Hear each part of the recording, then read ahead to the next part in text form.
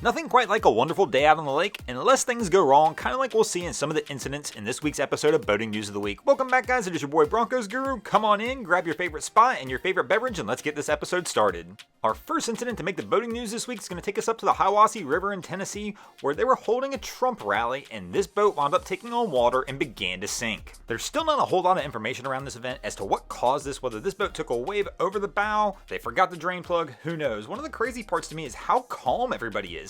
Nobody was in any big rush to try and get off this vessel, and even the person who was sitting in the bow of the vessel as the water started to come in just kind of sat there and relaxed. There were plenty of Good Samaritan vessels around to help these guys out, and I don't know if you guys recall, but this is actually the second vessel we've seen like this in the last few weeks. There was another incident up at the Willamette River in Oregon where a smaller vessel was out enjoying a day on the water with their family when one of these rallies came by and the wake wound up sinking their smaller boat. I'm actually kind of wondering if that's not the same situation that's happened here.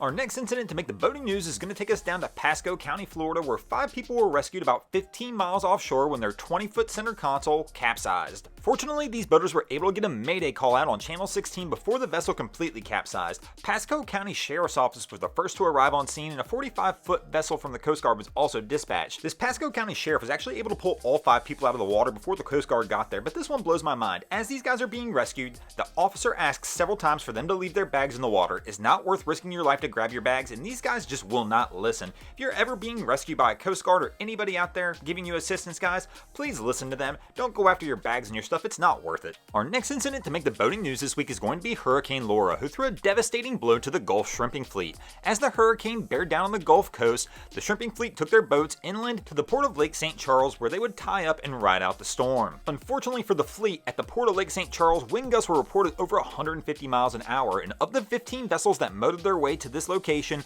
only 5 survived the storm. One of the vessels that did sink actually had its captain on board at the time it started sinking. This captain tried to jump off the vessel onto another one and missed and wound up in the water. Fortunate for him, the crew from his neighboring vessel saw this happen and they were able to pluck him out of the water, and there were no injuries reported during this other than the boats. Our next incident to make the boating news this week is going to be where a ferry out in Greece saw a unicorn floating at sea. Not the kind of unicorn you might think, not that mythical creature, but an actual inflatable unicorn carrying what is believed to be a 5-year-old girl. There's still not 100% certainty how she got out there. Her parents said they turned around for just a moment, and before they knew it, she had floated too far away for them to be able to rescue her. They called into authorities who got a hold of the ferry, and the ferry went over and pulled off a rescue. As strange as this incident is, it's actually the second time it's happened in the past few weeks. Over in North Wales, a young boy had to be rescued just a few weeks ago as well. Our next incident to make the boating news this week is going to be the 48-meter motor yacht Lady MM, which caught fire about 50 miles off the Emerald Coast. The vessel was sailing from Capri to Porto Cervo with 17 people on board. Once the fire broke out, the 17 people were able to successfully get off this vessel and onto the tender, and they were actually able to take the tender into the coast. Once the distress signal was received by the Coast Guard, they did dispatch 2 fast boats, but by the time they arrived on the scene, there wasn't a whole lot anybody could do because this boat was beyond salvageable at this point. All they could really do was watch the vessel burn and check out for any fuel leakages. Fortunately, nobody was injured in this event, which is pretty impressive for it being this far offshore. Thanks for watching, guys. I hope you enjoyed this week's episode of Boating News of the Week. For those who watched this week's earlier episode of Boneheaded Boaters of the Week, we decided we were going to give away some of these new Drain Plug Mafia tumblers we have, and we did have a winner, and that winner is Little E. So congratulations, Little E. Be sure to go back and reply to your comment, and we'll get you set up with your tumbler. If you didn't win this time, don't worry, we're going to give away another one. Some of you may know this, but we have a second channel called Boats vs. Haulover. In the video that's airing this morning as well, we're going to give away another tumbler over there.